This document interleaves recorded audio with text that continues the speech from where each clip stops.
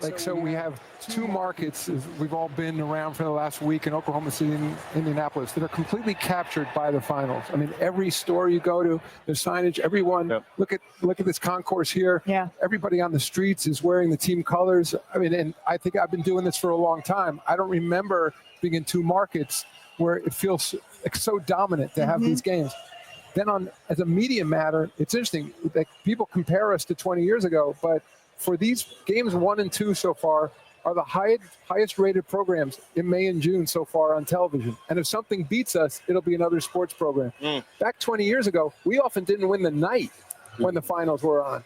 But the ratings, the absolute rating is lower now. But what's happening, people talk about in politics all the time that we're a divided society and people just want to watch their point of view. The world's changed. There's so many more options now that, and this goes to your question, that for us, a huge event happens like the finals, the question is, how do you bring in casual viewers? It used to be, when you were on ABC, there were only a few networks, and then there were some cable channels. And so if there was the NBA finals on or the World Series or whatever it was, you were drawn to it because it was a big event in society. People were talking about it at work the next morning. And long way of saying, I think we have to do new things now. So in some ways, I couldn't be happier. I mean, we're dominating in these cities. We're dominating relative to other programming. But ultimately, the goal is to get more people to watch, and that's what makes it a bigger event. And so we have to be innovative and find new ways, podcasts, social media, direct-to-consumer marketing, new digital platforms that we're moving to next year. ESPN, ABC are doing the same. It's a changed society. It's really fun to see how much these two cities have. All right. That's a interesting take. Did you pick up on that? Hold on. Did you pick up on that? Have to do podcasts when he said that? Funny how those matter all of a sudden, right? After they realized the big reason that they lost the election was because they ignored them. Here's my thing though. Adam Silver is always going to hype up the brand, right? He made the statement that we had the best ratings on TV in June. Well, guess what? Nobody's competing with you in June, so by default, you're going to have the most numbers, but your NBA Finals ratings compared to previous years are down. Now, he talked about the casual fans. I blame them because if you enjoy basketball and you're a purist, you probably enjoyed those NBA Finals. But what I notice is when people start playing defense, or if there's a bunch of names on there that aren't superstars, people start tuning out. There's no villains in those superstars. You just had a bunch of people that just want to play ball.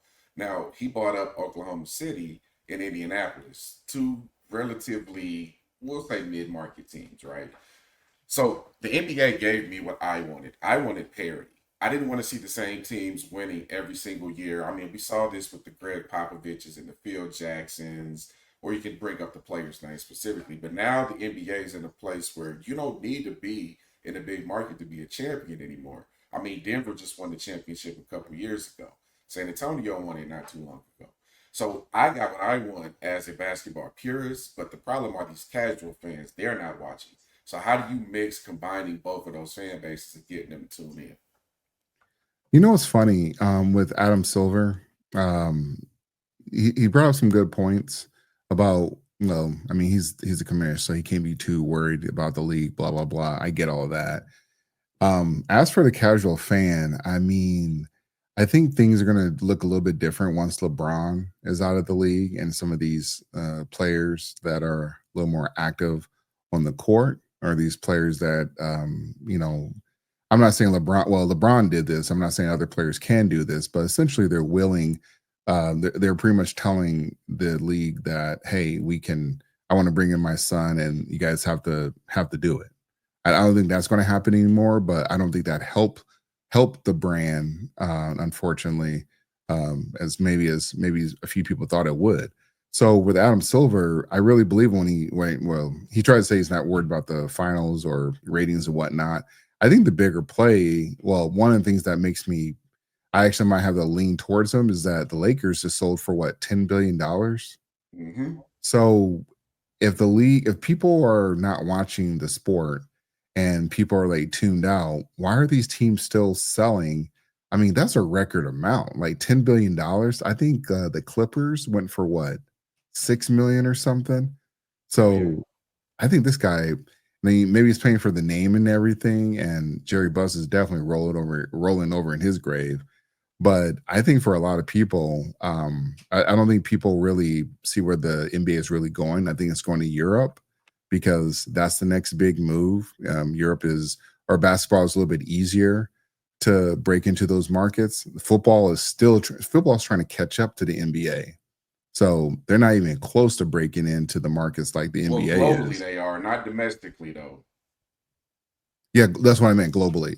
I meant, yeah, football is Yeah, trying to catch up yeah, globally okay. to the NBA.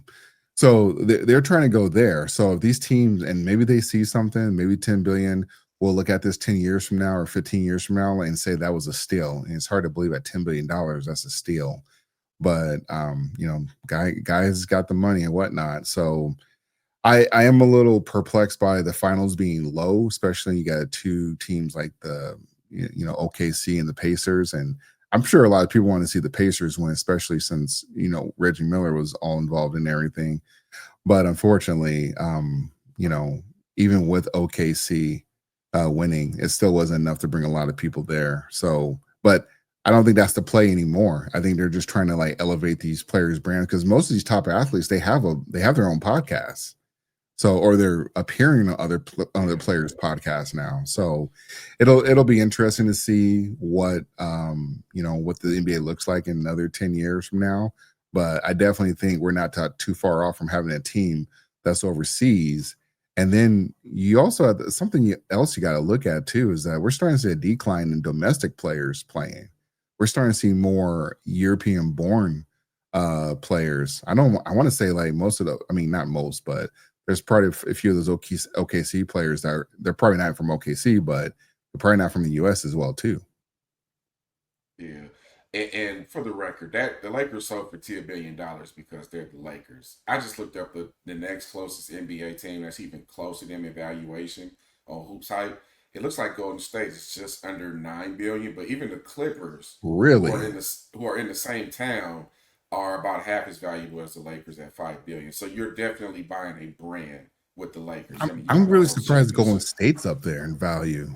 I mean, they've been Interesting. winning a lot lately. They got a crazy fan base. I mean, Steph Yeah. Curry is still there, and you talked about LeBron going out the league. Steph is probably at the point where he's thinking he's probably going to be out the next 5 years or less as well.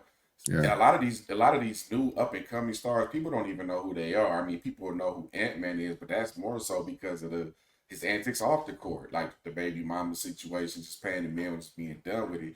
They don't know how much of a savage he is on the court. Shai Gilgeous Alexander, he's kind of a chill dude. He's not going to win the PR battle. He's just kind of a chill guy.